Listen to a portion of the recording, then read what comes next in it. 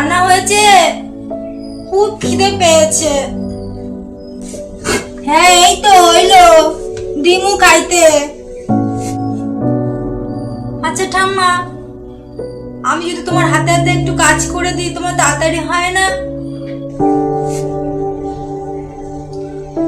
এখন কাজ করতে লাগবো না, পড়াশোনা করছো, পড়াশোনা করো, আর এ করার অনেক সময় আছে।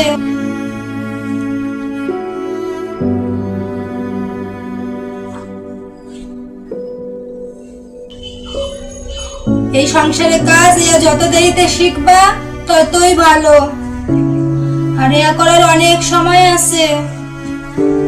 একবার সংসার হয়ে গেলে এরপর না করতে ইচ্ছা করলেও করতে হইব। সংসার এমনই জিনিস।